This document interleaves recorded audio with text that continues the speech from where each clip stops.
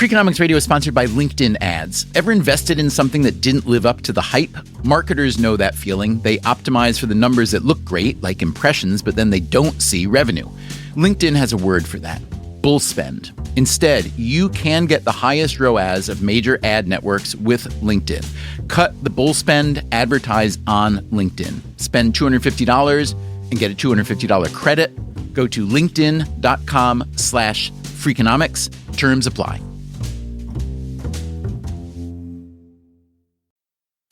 Freakonomics Radio is sponsored by Hotels.com.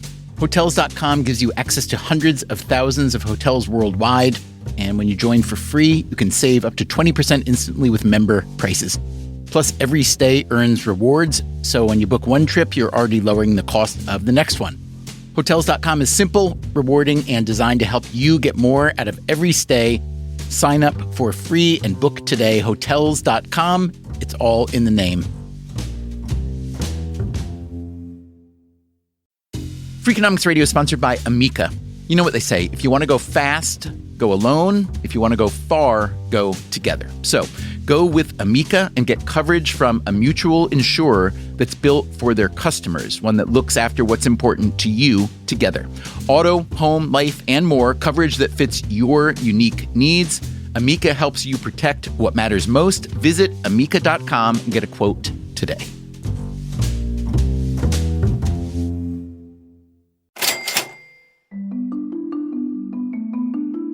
Here's a question for you. Let's say there's a pandemic, a fatal virus working its way around the world. There's no therapeutic treatment yet, but there is one piece of equipment that gives critically ill people at least a chance to survive. And let's say the demand for this equipment outstrips the supply. There just aren't enough units for the number of people who need it. So, how do you decide who gets priority? Should it be first come, first served? Should it be the very sickest people? Or perhaps the least sick of the very sick, since they'll have a better shot at survival? Should it be older people who may be fragile, or younger ones with more life left to live and theoretically more to contribute to society? Should the wealthy and powerful have privileged access to this life-extending equipment, as they have access to most other resources? Or should it be reversed, with priority going to the poor and powerless? There's one more category I'd like you to consider. What about doctors and nurses and other healthcare workers? Since they're the ones treating the victims and putting themselves at higher risk of exposure, should they move to the front of the line if they get sick? How you answer these questions probably says something about how you view the world generally. If, for instance, you're an economist, you think about the most efficient ways to allocate scarce resources. But if you're a frontline healthcare worker, you may think it's only fair to balance efficiency with some sense of reciprocity. And how do you think about this question if you're this person? My name is Parag Pathak. I'm a professor of economics at MIT. Okay, that's the economist part, but also... So my wife is a physician and my sister is an emergency room doctor. As it happens, Pathak's research specialty is particularly suited to this sort of dilemma. It's called market design. So that is a branch of microeconomics that tries to devise practical schemes for real-life resource allocation problems, like getting your kid into school, or how can you increase your chances of getting a kidney if you didn't have one. What I'm really excited about are situations where, we have to be very precise about how things get rationed. Situations where supply and demand don't have the usual instruments for the market to clear. The usual instruments meaning prices. So like a situation where there's no price. So usually, if there's more demand than supply, the price goes up. If there is not enough demand, the price goes down. But in a lot of the problems I've studied, we have to think about equilibrating the market in a different way. So does this still feel like economics to you, or does it put you into the realm of ethics or philosophy or something else? Well, a lot of the times when you can't use price, we have to ask the question why. And that opens the door to exactly philosophy, ethics, considerations that I think are a little difficult for economists to wrestle with. For instance, during this COVID-19 epidemic, I started to look at some of the guidelines about what do you do when there's not enough ventilators. A ventilator, as you likely know, is a piece of hospital equipment that can help keep alive someone with respiratory failure. Pathak and some colleagues started reading different states' guidelines for how to prioritize ventilators in a potential shortage. And so there's some interesting tidbits in the New York document that really got us thinking. And one of the tidbits was a statement in that guideline that said, we do not think that essential personnel or frontline health workers should be prioritized. And, here I am talking to my spouse who is trying to find a way to get N95 masks online. And my sister is looking at different face shields for welding from Home Depot before she goes into the emergency room. And I asked them, what do you think about this? And they both said, this is crazy. But New York's rationale was based on the idea that if we give essential personnel the highest priority, then we could be in a state where a hospital has 20 ventilators and they only go to essential personnel. And that got me thinking. It got us thinking too. Today on Freakonomics Radio, we'll speak with a medical ethicist about healthcare rationing. First come, first serve is the absolute worst principle you can think of in this situation. A leading pulmonologist on the need for a better principle and fast. The hospitals are bursting at the seams. I have friends who are writing their wills. And the economist on a potential solution. I think most of these plans would like to prioritize frontline workers. They just don't know how to.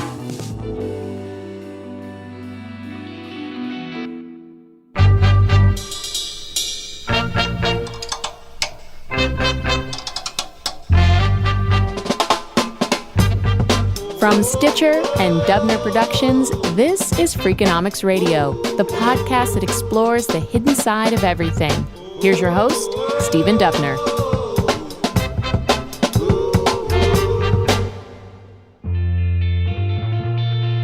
There are so many unknowns about COVID-19 that it's hard not only to keep straight what's known, but we're constantly discovering that what we knew yesterday isn't quite so true today, and by next week it may be totally invalid. One concern over the past couple months is that many people will need mechanical ventilators to keep them alive, and that there aren't nearly enough ventilators to go around. Keeping in mind these numbers are changing all the time, let's start with the current assumptions on ventilator demand and supply. The best numbers I've seen on this are aggregate numbers. That, again, is the MIT economist Parag Pathak.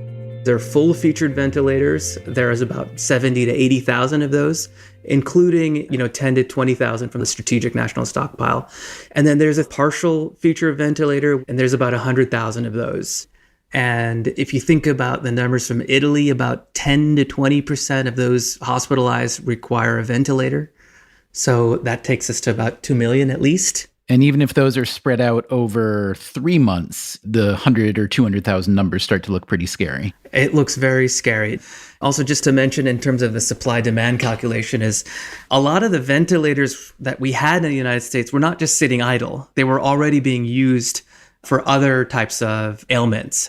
In New York State, for instance, about 85% of ventilators are typically in use during normal conditions, which makes sense. A ventilator is an expensive piece of equipment. A hospital doesn't buy one just to have it sit idle. So a big share of those 100,000 or 200,000 existing ventilators were already in use.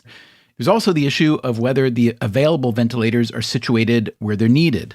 How those are split across states is a big open question. And it's actually another area where economists have started to think, if only we had a national registry that said, there's an excess supply of ventilators in Idaho, and there's a shortage in New York City, why don't we transport some of those Idaho ventilators to New York? And a national registry does not exist because why? I don't know. I think in part it's because medical services in the US are fairly decentralized. The purchasing of ventilators, like most other expensive medical equipment, is often left to individual hospital systems. Capacity, therefore, varies from hospital to hospital. With COVID-19, the overall capacity is thought to be way too low, which is why the federal government and others have been frantically ramping up ventilator production. Will all those ventilators be needed? If needed, will they be effective? Those questions are unanswerable for now. In New York, it was predicted there would be a massive surge in ventilator demand and therefore a massive shortage. Thankfully, that hasn't come to pass, at least not yet.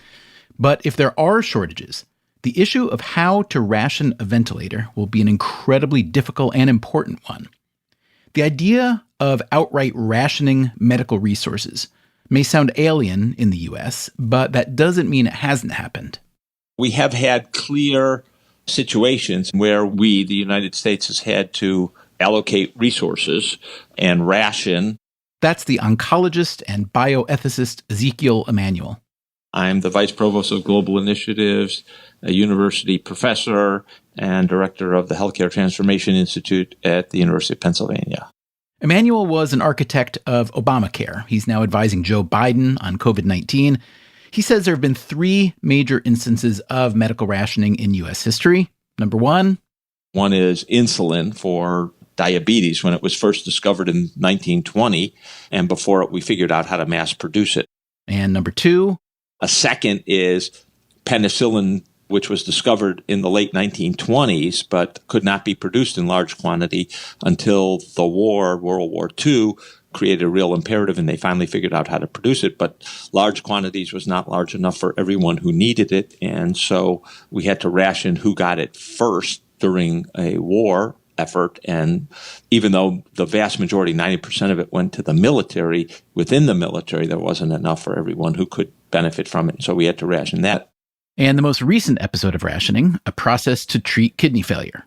In the early 1960s, figured out how to do long-term chronic dialysis. There weren't enough dialysis machines. It was expensive, and there was very substantial rationing there, picking the people who would get on long-term dialysis and the people who wouldn't, who would end up dying. That persisted until the federal government fully took over all the payment for dialysis, which continues till today. While that kind of rationing is typically in the past, Emanuel and his fellow bioethicists still have plenty to think about. Do you resuscitate this patient? Do you, quote unquote, pull the plug on this patient? How do you use genetic tests? Do we permit embryonic stem cells or only other kinds of somatic stem cells? Do we use CRISPR technology? But also, there are still serious shortages in medicine. We have a shortage of kidneys, we have a shortage of livers, and you have to choose which patients get the organ that you have at any one time. There are rules. The rules are not without their contention, and those doctors probably have thought about it more than any other, the transplant teams, any other set of doctors. So how much discussion of rationing is there in medical schools? It's not really discussed and not a core part of the curriculum anywhere. And I think prior to COVID-19, despite some evidence, no one really thought that this was critical. Emanuel was one person who did think it was critical to think about rationing. I wrote my first paper about this in 2006, which was basically an analysis of the Department of Health and Human Services plan for rationing vaccines and treatments if we had an influenza pandemic. So the government had been thinking about this way back in 2005, and they came up with an initial plan, and I thought that plan was unethical because that plan said our goal is to save the most lives. And wait a minute, what's wrong with a plan where the goal is to save the most lives? The HHS plan made clear that older people were most likely to die in an influenza outbreak, and so we should save them first. And that just struck me as wrong because it emphasized saving the most lives and it ignored saving the most life years, people who might, if you save them, live a long time. If you read a lot of papers written by bioethicists and health economists, there's an initialism you'll often run across, QALY. It stands for Quality Adjusted Life Year. One quality adjusted life year means you live a year longer at full health. If you live a full year at only 50% of full health, that's only half of a quality adjusted life year. One of the things we know from the influenza pandemic of 1918, it was people in the prime of life, young kids up until young adults, were the most likely to die in that episode. And so if you focused in on older people, you would end up, quote unquote, sacrificing younger people who had way more potential time to live. But the HHS plan prioritized older people. So we wrote a paper criticizing it, and then it turned out if you survey the public, they agreed with us that, in a pandemic, you ought to save young people and not just old people. So one of the things we ended up doing is to think through what are the values that are really important to people in any kind of rationing situation. Here's one value that's embraced by nearly all bioethicists.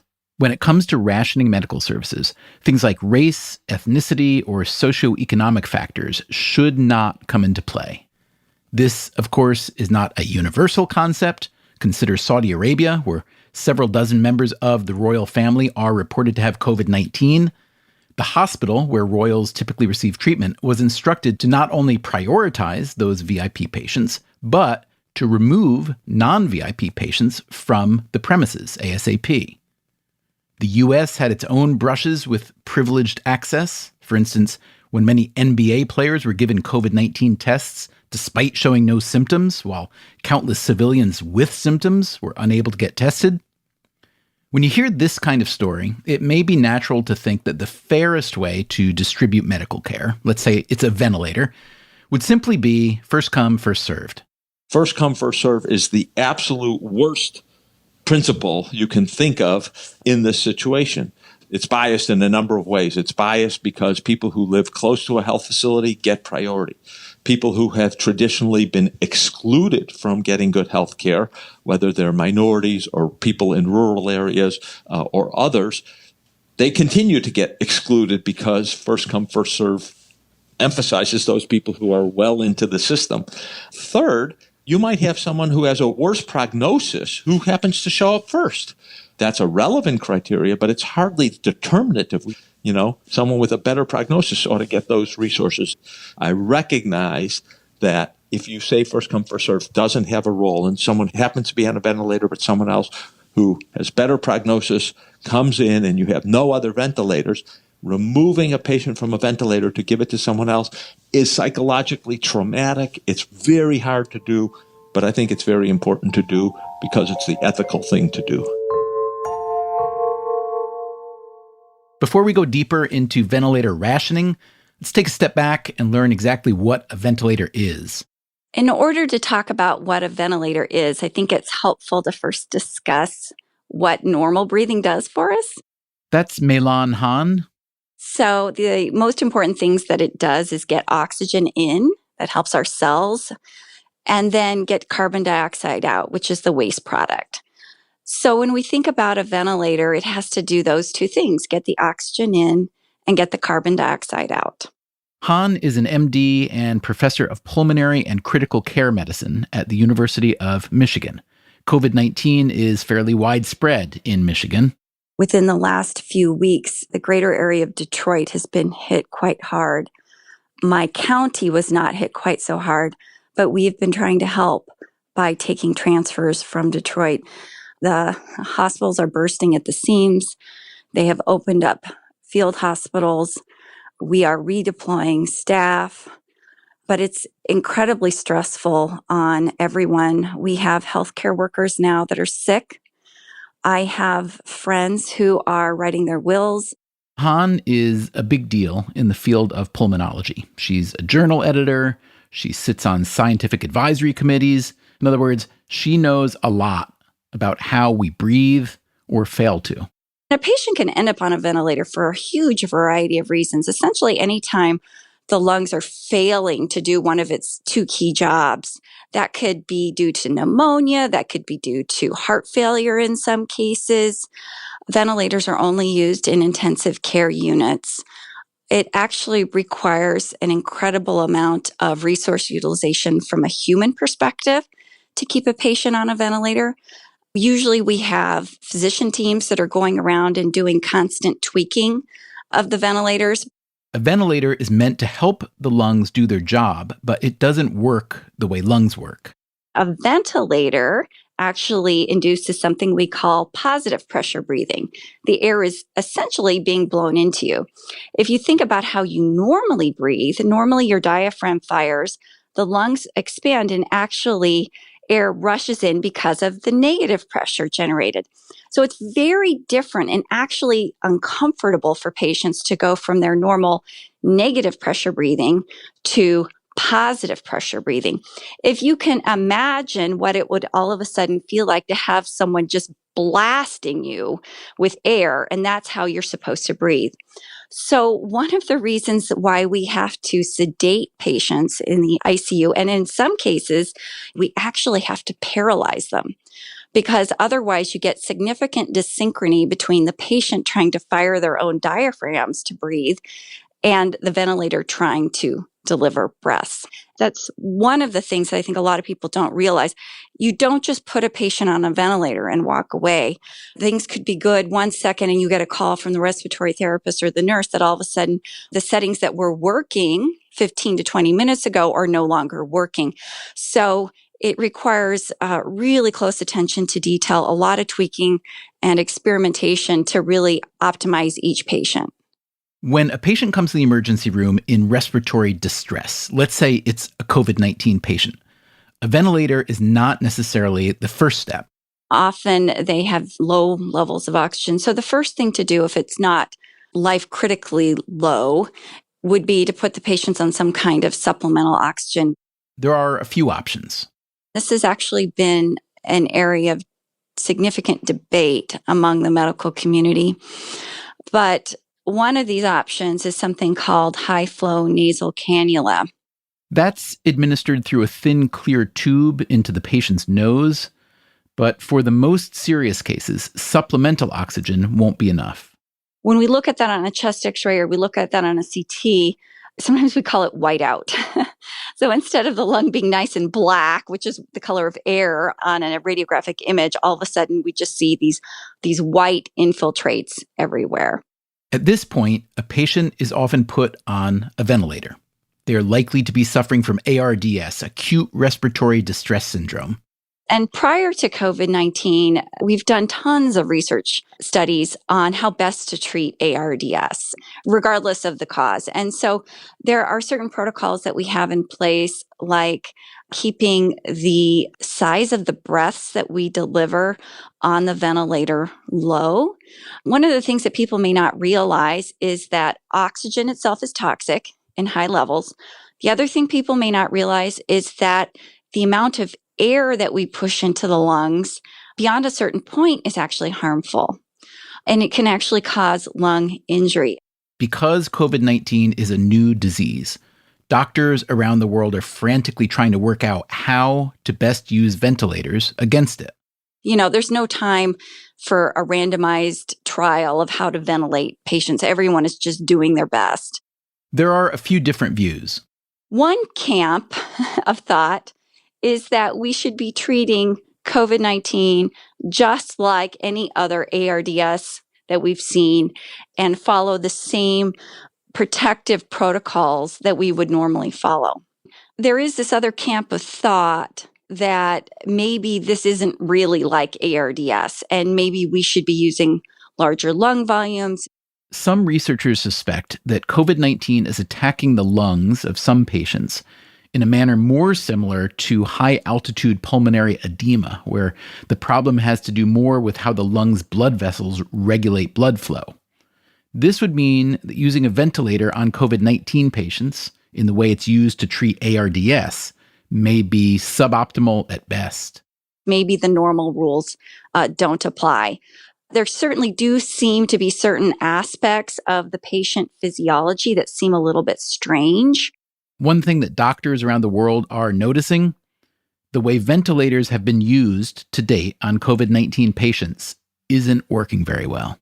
Roughly 67% of patients in one UK database that received mechanical ventilation still died.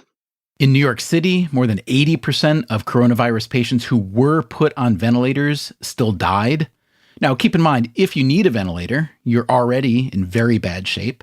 In fact, roughly half of all patients with severe respiratory distress who go on a ventilator in normal times will die. So how does Mei-Lan Han see the role of the ventilator in fighting COVID-19?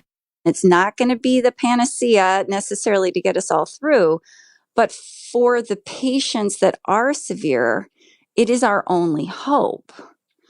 Ultimately, if we're going to beat this, we are going to need better proven treatments. The ventilators are life-sustaining, but honestly, that's while we wait for either drugs to work or for the patient to heal themselves. That said, a ventilator can keep a COVID-19 patient alive. It can potentially help them recover, which means there will be competition for the units. Yesterday, I was chatting with a friend of mine who is a pulmonologist in New York, and he told me that they were down to 6 ventilators and had 20 patients who needed them. So it is definitely a crisis in some hospitals. And how does a doctor like Han think about handling a shortage like that? No one physician, no one nurse, no one respiratory therapist wants to be the one to say, well, patient A gets something and patient B doesn't. We certainly have our own way of thinking about the likelihood of benefit. And while we don't usually like to think about that in prescribing a treatment, we are now forced to think about that. But I think what most healthcare teams that I've been working with really want are ethics boards from the hospital to come in and use ethical principles, a team-based approach to try to decide, if it comes down to it, whether this life-saving treatment should be given to patient A or to patient B.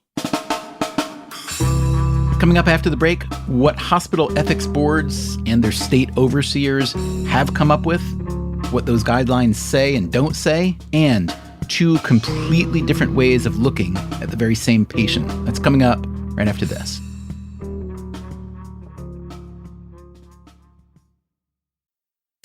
Freakonomics Radio is sponsored by Figure. Did you know that 40% of homeowners own their home outright? If that's you, don't let your equity sit idle. Tap it with a home equity line of credit. Figure, the #1 non-bank HELOC lender in the U.S., helps tap equity you've built in your home so you can do things like tackle a renovation or pay down debt. HELOC is a line of credit secured by your home. You can draw what you need, repay, and draw again. Figure offers a 100% online application. Get approved in 5 minutes and funding in as few as 5 days. It's faster than a bank loan and cheaper than a personal loan. Check your rate today without impacting your credit at figure.com/Freakonomics. This post is sponsored by Figure, NMLS ID 1717824. Figure is an equal housing lender. For more information about their licensing, visit nmlsconsumeraccess.org. Figure's HELOC is subject to credit approval and terms apply. Freakonomics Radio is sponsored by Principal, the perpetual pen tapper, the arbitrary fridge reorganizer, the holiday party planner that starts in May. Principal knows that your star employees have their work quirks. Principal also knows how much those employees mean to your business. You need them. They need benefits. Work with Principal so they can help your team with a retirement and benefits plan that's right for them. Principal Life Insurance Company, Des Moines, Iowa.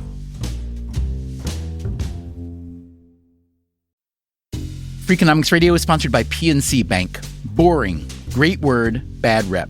Yet time and time again here at Freakonomics, we find that when something culture-changing happens, boring things like calculations and careful planning are usually behind it. Which begs the question, why not apply it to other aspects of life, like banking, for example? Well, PNC Bank did since its inception, proving time and again that the best banking strategy isn't the exciting type, but the steady, reliable, definitely not YOLO type. PNC Bank, brilliantly boring since 1865. Brilliantly boring since 1865 is a registered mark of the PNC Financial Services Group, Inc. PNC Bank, National Association, member FDIC.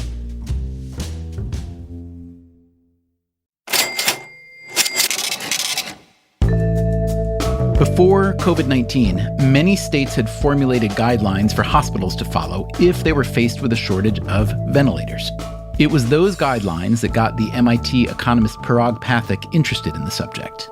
So most of the ventilator protocols we've come across are based on a points system where, medical ethicists and different stakeholders, doctors, legal scholars, basically take ethical principles and map them to numbers.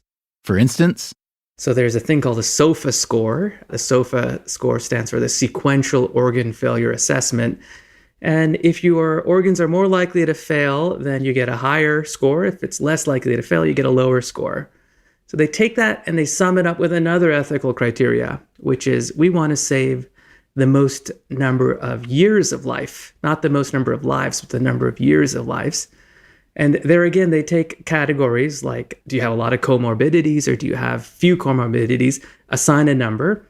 And when all is said and done, they just sum everything up. And whoever's got the lowest score gets the ventilator first. This is a pretty standard way of prioritizing scarce medical resources, like organs available for transplant.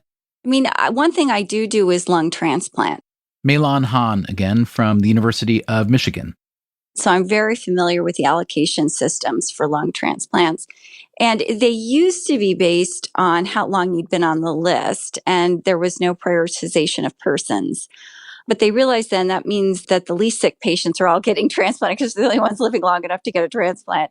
So they changed that system to it being risk-based on your diagnosis.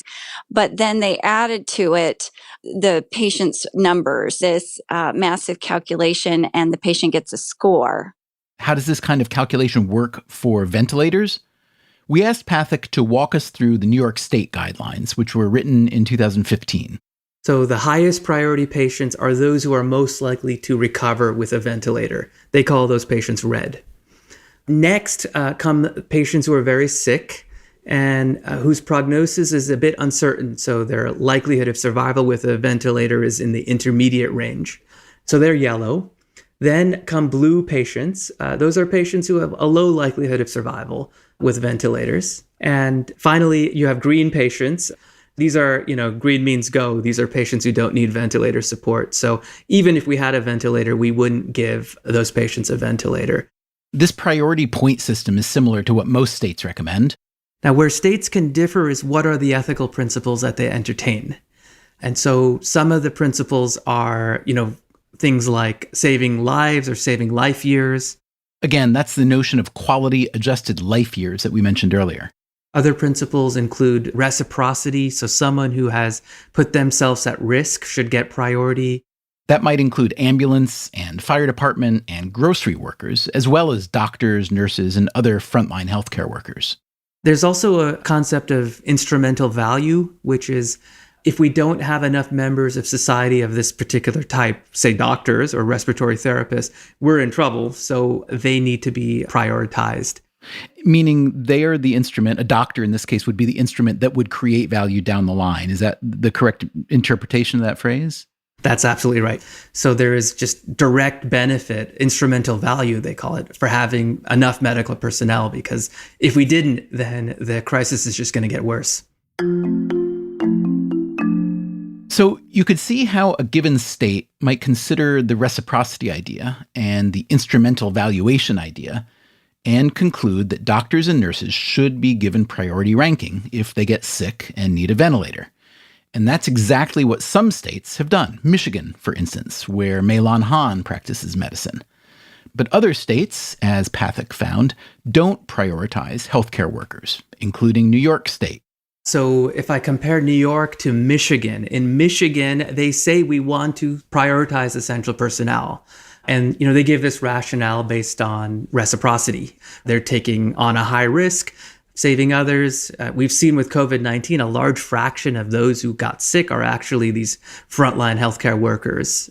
Minnesota, on the other hand, they've said, like New York, we should not treat frontline health workers any differently than any other patient. And how many states do prioritize essential personnel? We don't know the answer to that. So Michigan is a state that does. Massachusetts just released their standard yesterday. And? So they have the same priority point system. The two ethical criteria they have are saving the most lives and saving the most life years. And then they have a kind of footnote or a paragraph below their table saying, and we think that essential personnel should get heightened priority. And it's a bit interesting because this table is very concrete and mathematical. It's taking, these debates that the great philosophers have had and putting them onto a numeric scale. And then, there's this comment, oh yeah, and by the way, these guys should get a heightened priority without explaining, does that mean they're at the front of the line or they're at the end of the line? Right. So it's math, math, math, math, and then, do what you think makes sense. Yes.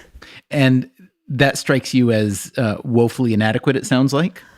Well, I mean, what's the point of specifying your values in this super concrete way and then saying, it's inadequate, like we need to protect our frontline workers? We should note that we interviewed Pathak on Friday, April 10th. By Monday the 13th, doctors in Massachusetts were pushing back against the state's murky ruling, saying they should be given priority access to ventilators if needed.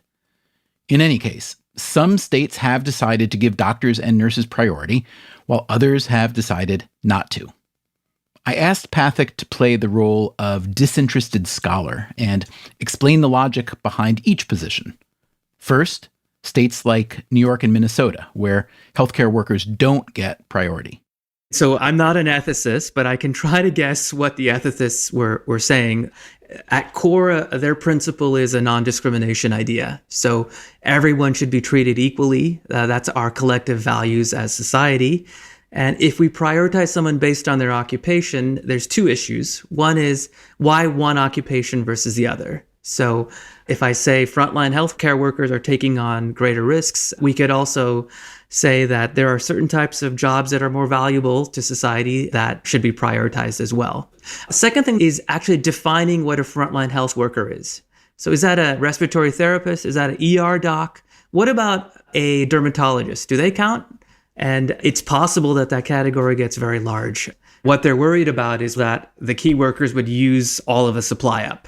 And that's going to deprive all of the other groups, people like you and me, Stephen, from getting access.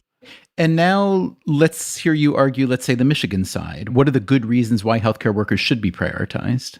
Healthcare workers are heroes in this situation. They're putting their lives on the line. If you don't prioritize them, you could create some problems, things like sick outs or absenteeism. If I'm putting my life on the line and I could get exposed to COVID-19 trying to help someone else, maybe I decide not to show up. Or another thing could be, ethical dilemmas that a healthcare worker themselves faces. If they have to decide, should I give the ventilator to my colleague who's a healthcare worker or another patient who's not, what do I do? So rather than force them to make those trade-offs, we should prioritize healthcare workers first. So that's Pathak playing the disinterested observer. What does Zeke Emanuel, the medical ethicist, think of the New York position versus the Michigan position? I think New York is wrong and Michigan's right. Emanuel and several co-authors recently made their position clear in a New England Journal of Medicine article. I think the logic is pretty simple and pretty widely endorsed in the sense that in an emergency like a pandemic where the health system is working flat out to care for people, you want the healthcare providers who are providing that care to get the first treatment and keep them alive because they can save additional people. So one phrase that has been used is they're force multipliers. One doctor, one nurse, one respiratory therapist can care for many other potential patients. And so you want to save them first. Here's what Parag Pathak came to think about the states like New York that don't prioritize healthcare workers. My feeling about this, actually, Stephen, is I think most of these plans would like to prioritize frontline workers. They just don't know how to. And so Pathak and three fellow economists set out to help. They applied some of the principles of market design that have proven helpful in allocating kidneys for donation, in matching medical residents to hospitals, in distributing visas to immigrant workers. They quickly wrote an academic paper. It's called Triage Protocol Design for Ventilator Rationing in a Pandemic, Integrating Multiple Ethical Values Through Reserves. And the key word there, reserves. Our proposal here is to think about an enhanced priority point system where you take the ventilators and you split them into categories, or what we call reserves, where a fraction of reserves can have one priority order. The remaining ventilators can use another priority order. Imagine, for instance, we're talking about one hospital. Let's say you have a 150-bed hospital and they have 20 ventilators. Our proposal is the following, right? Take the 20 ventilators, put them into two categories, okay? 5 of them are going to be ventilators that are going to prioritize essential personnel. 15 of the ventilators are just going to take the ethical principles of saving the most lives in the most number of life years. We have these two groups, 48 hours in, there's 20 patients on ventilators. Imagine we have 30 patients show up who are frontline medical workers who need a ventilator, okay? And there are an additional 60 patients who are not frontline medical personnel. What we need to do is take the 30 doctors or respiratory therapists or nurses who are on the front line and try to allocate them a ventilator that's reserved for their group. Let's back up for a second. You said the 15 ventilators from the general pool are being used and the 5 from the reserve pool are also being used. Are we to assume that all 5 of those reserve ventilators are being used by frontline medical personnel? It need not be, Stephen, actually. Suppose only 3 essential personnel had showed up. So then the remaining 2 would go to the general community. Let's say I'm a doctor that comes in and I'm qualified for the reserve pool of ventilators. And there are 2 people on those 5 ventilators that are reserved for the reserve pool who are not from the reserve pool. They're from the general population. What happens? Do they need to get booted off their ventilator to accommodate me? That could be possible. We would potentially boot them off. So the New York standard actually talks a bit about moving people off ventilators. That's typically done when someone's status changes. So if 2 of those people, if their SOFA score deteriorates, then one of the ventilators becomes free. And that would be the case in which you would potentially be booted off. It could be possible that the patient who would get displaced by the frontline medical worker would then actually qualify for the general pool, in which case they wouldn't need to be booted off. But what they would do is displace a general pool person who maybe has deteriorated and frees up a general pool ventilator. So key principle number 1, no ventilators unused, okay? Key principle number 2, the categories can overlap. So a frontline medical personnel, he could qualify for the first bite at the apple, or he could qualify for the general pool, right? So his priority may be high enough that he gets a general pool ventilator.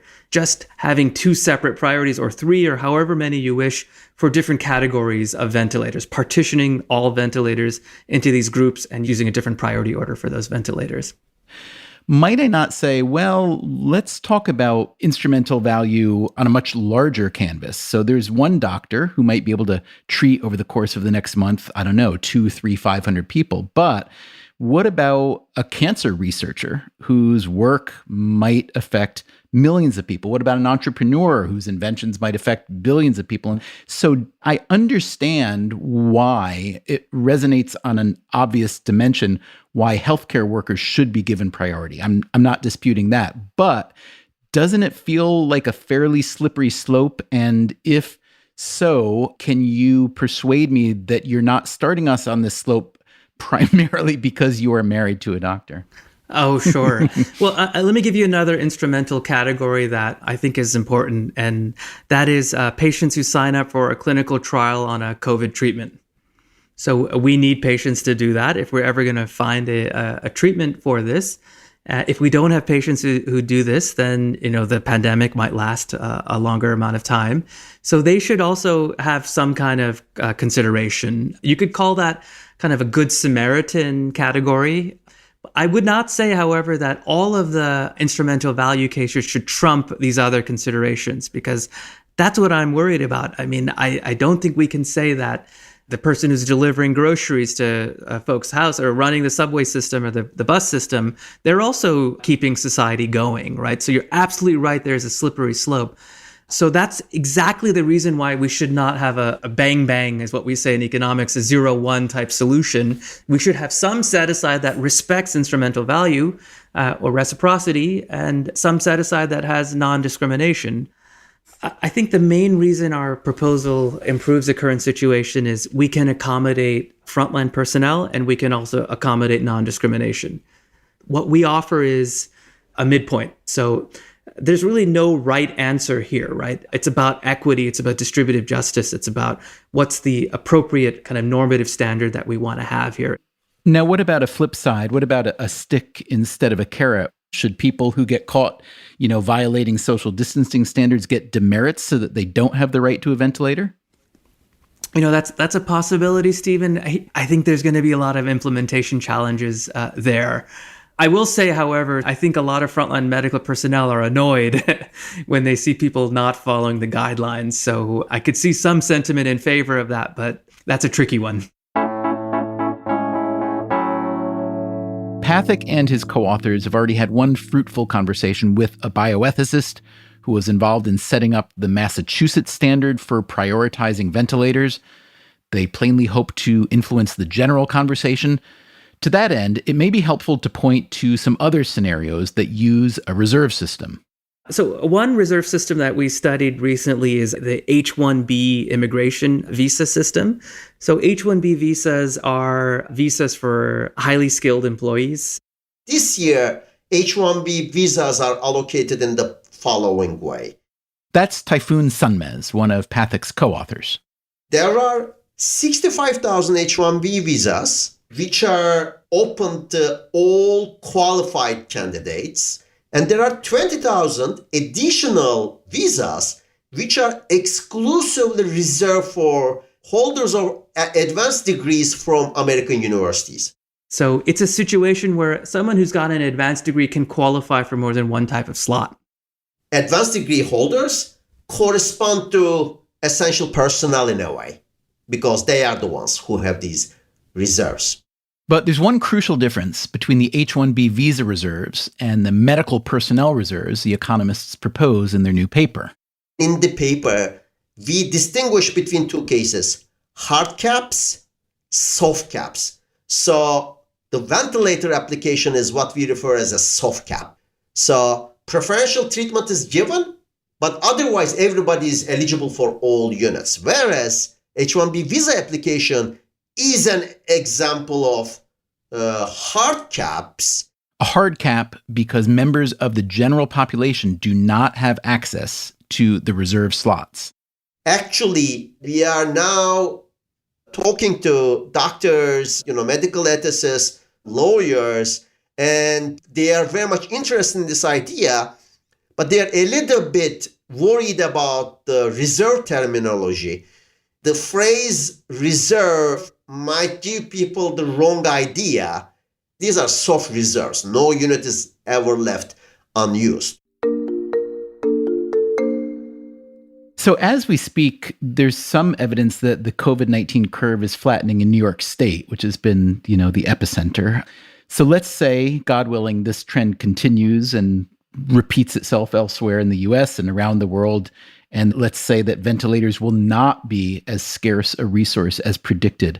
What kind of value will your model or idea still have? We all hope that we don't need to ration and we get, out in front of this, the curve is flattened. But I think there is a ton of value here in thinking about what we've, as a society, think about rationing and who's more deserving. So as I read the documents that exist from 2015, you could have asked the same question back then. Why did they write those documents? There was no influenza pandemic in 2015.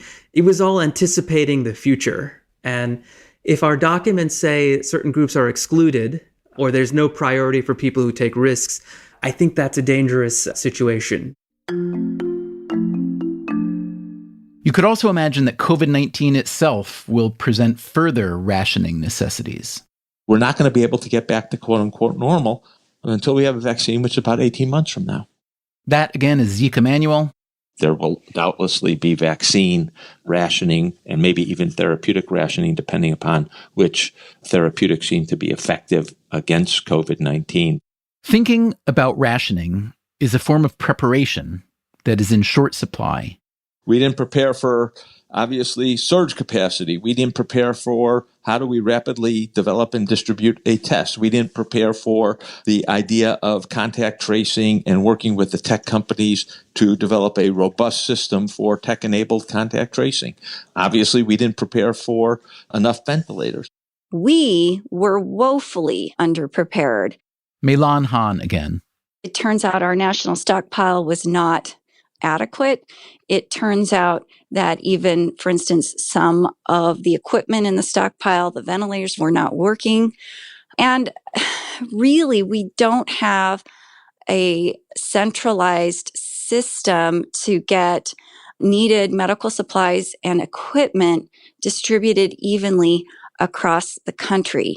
And what we are now left with is each state sort of fighting for itself, each health system fighting for itself, each healthcare worker fighting for their own personal protective equipment.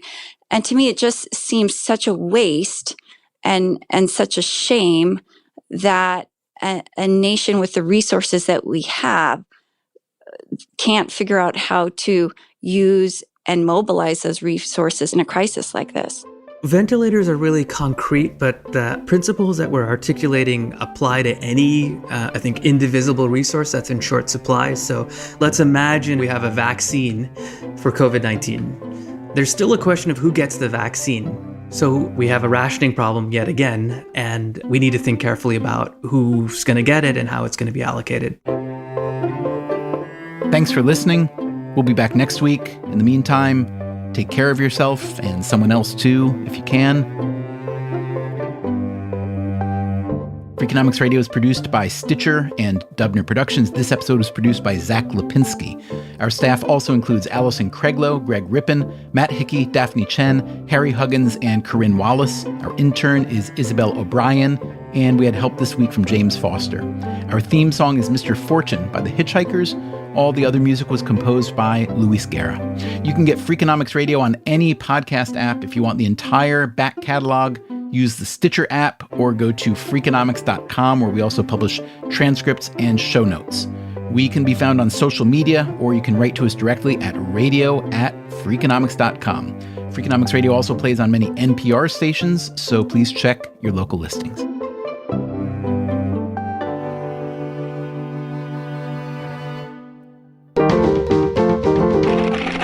Stitcher.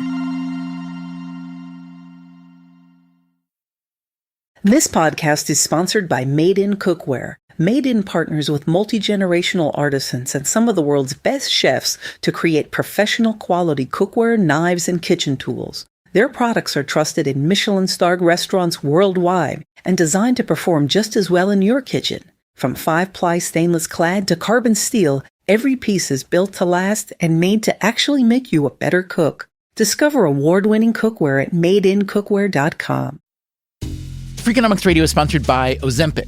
Innovation happens through rethinking what's possible, and when it comes to GLP-1s, Ozempic pill does just that. Learn more about Ozempic semaglutide tablets, 4 and 9 milligrams, by calling 1-833-OZEMPIC or visit Ozempic.com to view the medication guide and ask your doctor what's possible with FDA-approved Ozempic pill.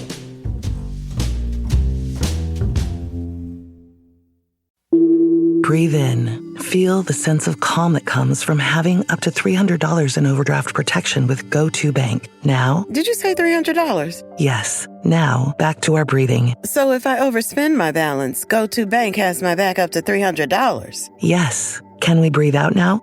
Less worries, more zen, with over $300 in overdraft protection. Tap to open an account today. Eligible direct deposits and opt-in required for overdraft protection. Fees, terms, and conditions apply.